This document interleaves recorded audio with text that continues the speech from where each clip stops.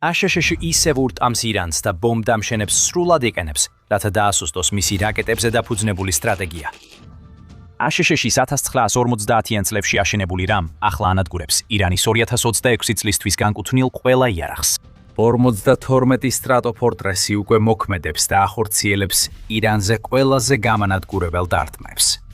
ირანს რაკეტები აღარ აქვს და მისი რეჟიმი უბრალო ფაქტის წინაშე დგას. ეს მხოლოდ დასაწყისია.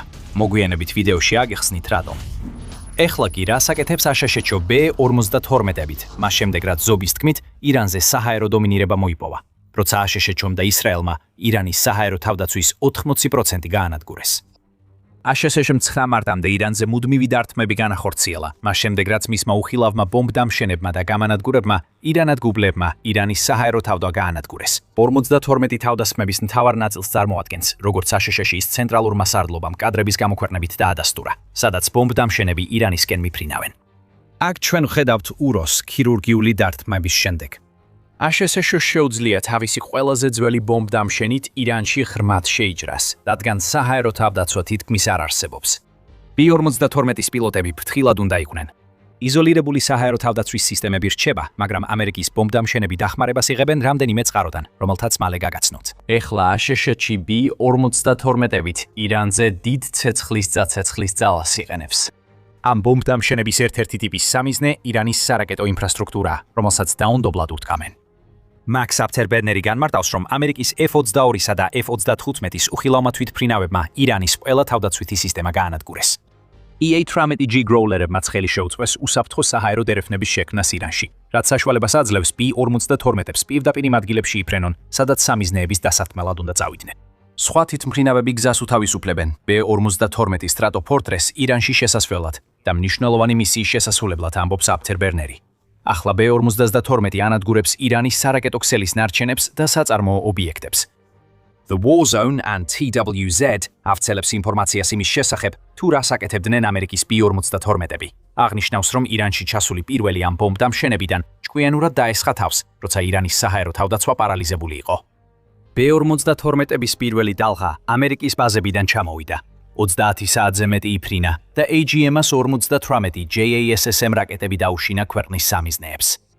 ამ მიდგომამ გადალახა პრობლემა, რომ B-52-ს სტელსი არ აქვს. AGM-48 არის სტელსის ფრთოსანი რაკეტა, რომელიც ირანის საჰაერო თავდაცვას შეუმჩნევლად უვლის.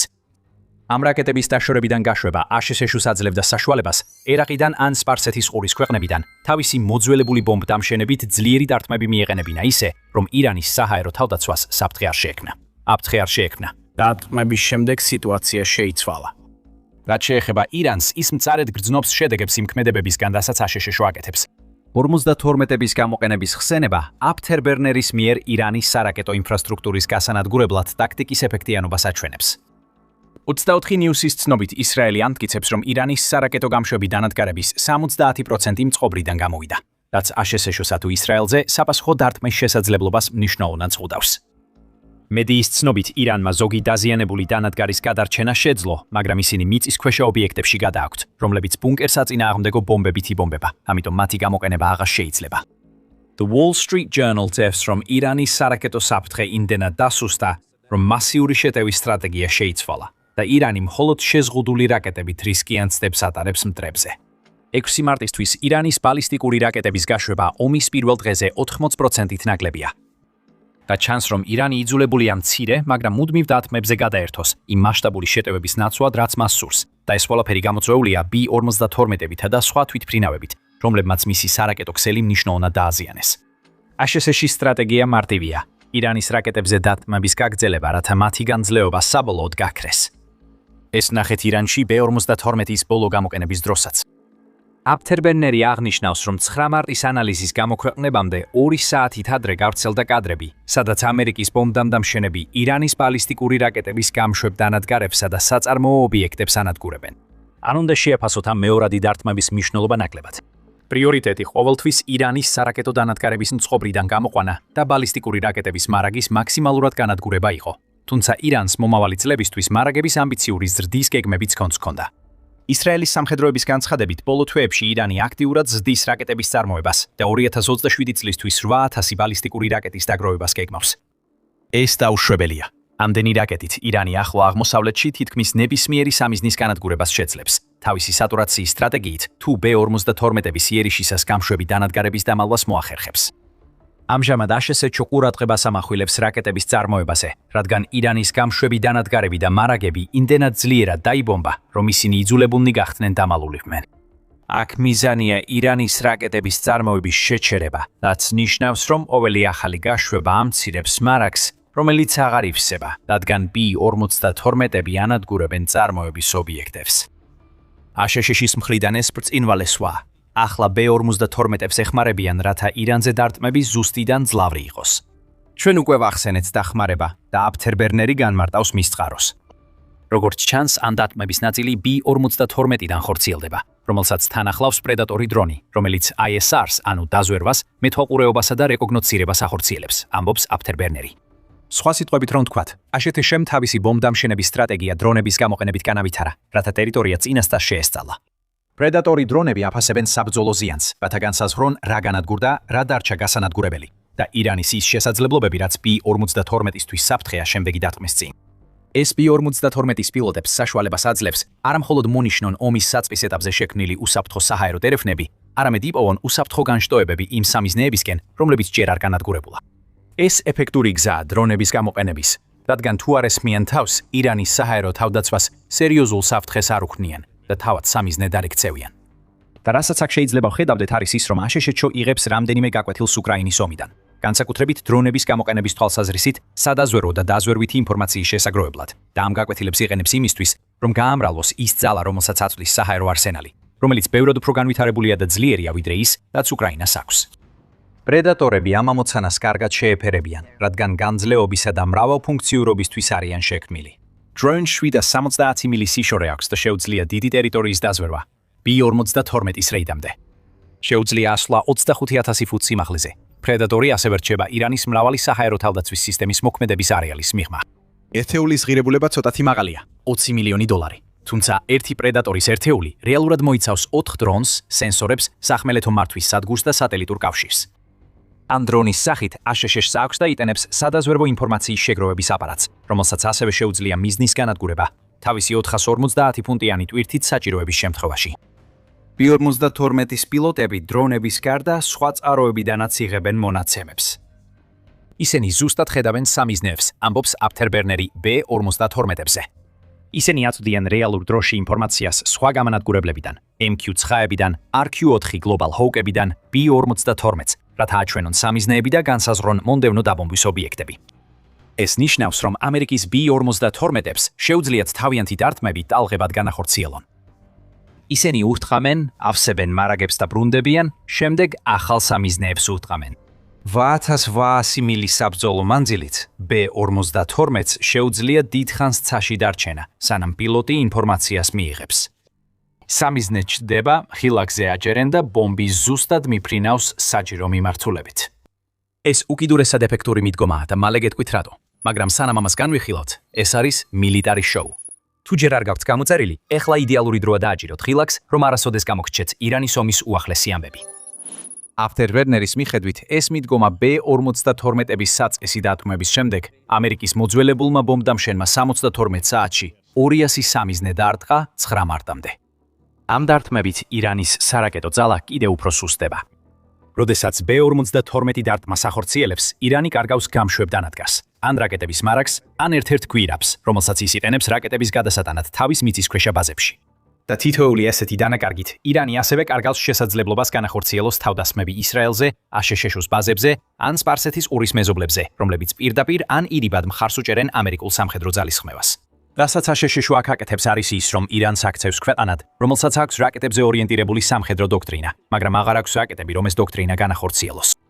ეს ბომბდამშენით აკეთებს, რომელიც 60 წელზე მეტი არსებობს. მაგრამ ნუ მოგატყუებთ მისი ასაკი.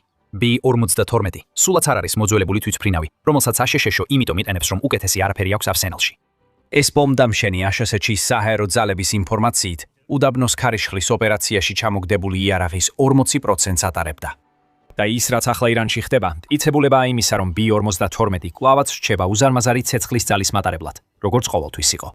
რა თქმა უნდა, ეს არ არის სტელს ბომბდამშენი, როგორიცაა B-2, რომელიც აშშ-მ საწეს დარტყმებში გამოიყენა. B-52-ს შეუძლია 0.84 მაჰის, ანუ 650 ml ბელა ST სიჩქარის განვითარება. ის ატარებს 70,000 ფუნტ იარაღს, მათ შორის ბომბებს, რაკეტებსა და ნაღმებს. და სწორედ ეს ტვირთამწეობა არის მთელი აზრი. განსხვავებით გამანადგურებლისგან, რომელსაც მხოლოდ მცირე რაოდენობის რაკეტებისა და ბომბების დაყრა შეუძლია, B-52-ს შეუძლია ერთ შეტევაში ათობით ზუსტი ბომბი ჩამოაგდოს და რამდენიმე სამიზნე გაანადგუროს, სანამ ხელახლა დატვირთო და სჭირდება. ირანის ომის მიმდინარეობისას ჩვენ ასევე ვხედავთ, როგორ იწევს B-52-ის როლი განვითარებას. ჩვენ ვთქვით, რომ აშშ-ს პირველი B-52-ები სავარაუდოდ მეგობარი ქვეყნების ტერიტორიიდან დისტანციური იარაღს იყენებდნენ. მაგრამ რადგან ირანის საჰაერო თავდაცვის ქსელის უფრო მეტი ნაწილი დაინგრა, მიდგომის შეცვლა დაიწყო. აფცერბერნერი უფრო დეტალურად ხსნის და ამბობს: ეს B-52-ები შეიძლება შემოვიდნენ, გაუშვან თავიანთი ფრთოსანი რაკეტები დისტანციიდან და შემდეგ უბრალოდ გააგრძელონ ფრენა შიგნით. ირანში საჰაერო უპირატესობის დამყარების შემდეგ B-52-ები დარტყმებს უკვე ქვეყნის შიგნიდან განახორციელებენ. სავარაუდოა, რომ ბომბდამშენები ამ მიზნით უშვებენ ერთობლივ პირდაპირ შეტევის საბრძოლო მასალებს, ანუ JDAM-ებს, რომლებიც დატვირთულია 2000 ფუნტიანი ბომბებით. 70,000 ფუნტიანი ტვირთამწეობით B-52-ს ერთ დარტყმაზე 35 მძიმე ბომბის გადატანა და სამიზნის სრული განადგურება შეუძლია. ეს არის ის, რასაც ახლა მთელ ირანში ვხედავთ. და კიდევ ერთი ბოლოდროინდელი მოვლენიდან გამომდინარე, დიდი ალბათობით ამას მომავალ დღეებში კიდევ უფრო ხშირად ვიხილავთ. დარჩით ჩვენთან და აგიხსნით რატო. მაგრამ სანამ ამას განვიხილავთ, აფცერბერნერი ამატებს, რომ ის, რასაც ახლა ირანში ვხედავთ, არის აშშ-ის საჰაერო უპირატესობის დოქტრინის ისეთი წარმატებული განხორციელება, რომ მან გაანადგურა ნებისმიერი სტრატეგია, რაც ირანს შეიძლებოდა ქონოდა პირველი ბომბების ჩამოგდებამდე, თებერვლის ბოლოს. 52 ბომბდამშენები ტალღურად ნანოსავენ დარტყმებს. აფცერბერნერი აცხადებს, რომ ისინი ნეიტრალიზაციას უკეთებენ პოტენციურ საფრთხეებს მანამდე, სანამ ისინი რეალურ საფრთხედ იქცევიან აშშ-ისთვის, ისრაელისთვის ან სპარსეთის ყურის ქვეყნებისთვის, რომლებსაც ირანი ემუქრება. ტაქტიკა სახელმძღვანელოს მსგავსია. ჯერ სტელსით უნდა ჩაახშოს საჰაერო თავდაცვა, შექმნა უხმო კორიდორები და შემდეგ შემოიყვანონ მძიმე ბომბდამშენები მუდმივი ზეწოლისთვის. B-52 ძალიან მძიმე ბომბდამშენია. ირანი ყოველდღე გრძნობს მის 70,000 ფუნტიან საბრძოლო ტვირთს. ახლახან ვახსენეთ ახალი განვითარება, რომელიც გამოიწვევს ირანში ბევრად მეტი B-52-ის მიერ ქაოსის შექმნას უახლოეს დღეებში. დიდი ბრიტანეთი აშშ-ს აძლევს საჰაერო ბაზების გამოყენების უფლებას. RAF Fairford უკვე მოქმედებს და მალე მას ინდოეთის ოკეანეზე დიეგო გარსიას ბაზაც დაემატება. TWZ-ის ცნობით, სამი ამერიკული B-52 9 მარტს ჩავიდა აღნიშნულ ბაზაზე მაინოტის საჰაერო ბაზიდან, ჩრდილოეთ დაკოტიდან. და ახლა, როცა ეს ბომბდამშენები იქ არიან, ირანი მალე გაიგებს, რას ნიშნავს ნამდვილი ხანგრძლივი კამპანია. რატო? დიდი ბრიტანეთის მიერ აშშ-ს საჰაერო ბაზების დართვა ამცირებს ამერიკის B-52-ების მგზავრობის დროს. მანამდე, სანამ დიდი ბრიტანეთი დართავდა ნებას, B-52-ებს აშშ-შუდან ირანამდე უწევდათ ფრენა. ჩამოსვლის შემდეგ მათ ახლომდებარე ბაზებზე განთავსება შეეძლოთ, მაგრამ ეს ირანის სარაკეტო დავტმის რისკს ქმნიდა. B-52-ებს ატლანტის ოკეანეზე, ევროპასა და აზიის ნაწილებზე უნდა გადაეფრინათ, რომ სამიზნეებამდე მიეღწიათ. ბომბდამშენებს ირანამდე მისასვლელად და დასაბრუნებლად რამდენიმე ჰაერში საწვავის შევსება დასჭირდათ. და თუნდაც ყველაზე საბაზისო დონეზე, უფრო გრძელი ფრენები მეტ რისკს ქმნის, რომ რამე გართულდეს. როდესაც RAF Fairford გამოიყენება, B-52-ის ფრენის დრო მნიშვნელოვნად შემცირდა. თავდაცვის ინდუსტრია დეტალურად ხსნის. ის ამბობს, რომ უაითმენის საჰაერო ბაზასა მისურიში, საიდანაც ამერიკის B-52-ების ფლოტი გაფრინდა და ირანს შორის მანძილი დაახლოებით 11,000 კილომეტრია, ანუ დაახლოებით 6,835 მილი. ეს საკმაოდ უახლოვდება B-52-ის ფრენის დიაპაზონს, რომელიც 8,800 მილია. და ეს მანამდეა, სანამ დაბრუნების გზასაც გაითვალისწინებ. RAF Fairford და ირანს შორის მანძილი მხოლოდ 4,500 კილომეტრი, ანუ 2,796 მილია, რაც ნახევარზე ბევრად ნაკლებია. ამერიკულ ბომბდამშენებს შეუძლიათ ირანში იფრონ, ჩამოყარონ საბრძოლო მასალა და დაბრუნდნენ ბაზაზე, რომელიც ირანული დატყმის ფარგლებს გარეთაა. თუმცა B-52-ის ფრენის დიაპაზონი შესრჩება. მიუხედავად იმისა, რომ გზა ორივე მიმართულებით უნდა დაფაროს, B-52-ს მაინც აუზში კიდევ 3,000-ზე მეტი მილის სამყოფი საწვავი რჩება, როდესაც RAF Fairford-დან აფრინდება. აშშ-ს ეს ბაზა კარგად იცნობს. BBC-ის ცნობით, აშშ-ის საჰაერო ძალების 500 პირველი საბრძოლო მხარდაჭერის ფრთა დიდი ხანია ამ ბაზაზე მუშაობს და მხარს უჭერს ამერიკის ბომბჩებს. ამერიკის ბომბდამშენებს B-1, B-2 და B-52 ბომბდამშენები უკვე განთავსებულია ამ ბაზაზე. ინფრასტრუქტურა უკვე არსებობს. აშშ-ს ყავს გუნდები, რომლებიც შეუძლიათ ბომბდამშენების მოვლა და მათი ფრენის უზრუნველყოფა. დიდი ალბათობით ამერიკული სატვირთო თვითმფრინავები RAF Fairfords ბაზაზე საბრძოლო მასალას მიიტანენ, რომ B-52 და სხვა ბომბდამშენები მუდმივად შეივსონ. და ყველაფერ ამას ემატება ერთი მარტივი ფაქტი ამერიკულ ბომბდამშენებზე, რომლებიც ირანამდე ბევრად მოკლე მანძილს დაფარავენ, რაც ჯერ არ განგვიხილოს. რაც უფრო მოკლეა მანძილი, მით უფრო ხშირად შეიძლება განხორციელდეს თავდასხმები. ირანისთვის ქაოს, რომელსაც B-52 მის სარაკეტო ინფრასტრუქტურაზე ახდენს, დასასრული არ უჩანს. თუ რამეს ნიშნავს ის, რომ ბრიტანეთის ბაზა საქმეში ერთვება, ეს იმას ნიშნავს, რომ უკვე დამანგრეველი დარტყმები, რაც აქამდე ვიხილეთ, კიდევ უფრო ინტენსიური და ხშირი გახდება. დონალდ ტრამპმა ასევე ძალიან ნათლად განაცხადა, რომ აშშ-ში გააგრძელებს ირანზე დარტყმებს მანამ, სანამ საქმე არ დასრულდება და ეს საქმე, როგორც ჩანს, ქვეყნის რეჟიმის სრული დაშლა. 9 მარტს ომის დასრულების ვადაზე ტრამპმა თქვა, რომ აშშ-მ უკვე გაანადგურა ირანის ხელმძღვანელობის 2 დონე და დაამატა. უმეტესობას არც სმენია იმ ლიდერებზე, რომლებზეც საუბრობენ. ნიშნულოვან პროგრესს ვაღწევთ სამხედრო მიზნისკენ. ნიშნულოვანი პროგრესი დასრულებისკენ არ ნიშნავს, რომ ომი უკვე დასრულებულია. ირანის მიერ ალი ხამენეის ვაჟის, მოჯთაბა ხამენეის, ახალ ლიდერად არჩევა სიტუაციას არ ამსამსუბუქებს. ალ-ჯაზირას ინფორმაციით ტრამპმა ეს დანიშნა მკაცრად გააკრიტიკა და მიანიშნა, რომ დიდხანს არ გაგრძელდება. სხვა სიტყვებით, ირანში მხოლოდ ხამენეის შეცვლა საკმარისი არ არის. მე ამაში იმიტომ არ მონაწილეობ, რომ კიდევ ერთი ხევერთი ხამენეი მივიღო, არამედ მინდა არჩევანში მონაწილეობა, თქვა ტრამპმა. ირანს როგორც ჩანს, სხვანაირად სჯერა, თუმცა ძნელია დაინახო, როგორ შეძლებს ის რაიმე სახის ცეცხლის შეწყვეტაზე მოლაპარაკებას, სანამ ხელმძღვანელ პოზიციებზე ისეთ დანიშნებს აკეთებს, რომლებიც პირდაპირ ეწინააღმდეგება იმას, რაც ტრამპს სურს ირანისთვის. სანამ ასეთი ტიპის დანიშნები გაგრძელდება, B-52-ები ფრენას არ შეწყვეტენ. თითოეულ გამოფრენაზე ასიმეტრიული ომის სტრატეგია უფრო ზიანდება, რომლის გამოყენებასაც ირანი აპირებდა. მეტი რაკეტების ბაზა და გაშვების წერტილი განადგურდება. იგივე ეხება საცავებსა და რაკეტების მშენებლობის ინფრასტრუქტურასაც.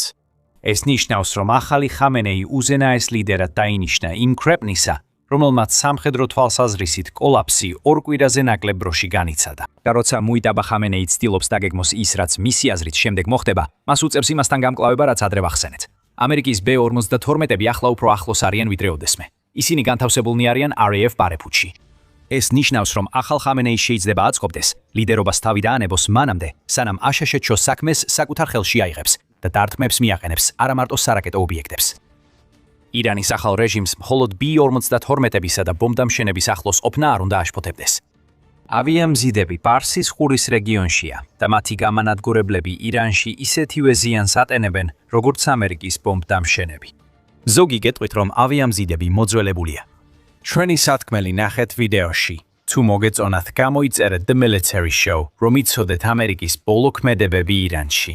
მადლობა ყურებისთვის.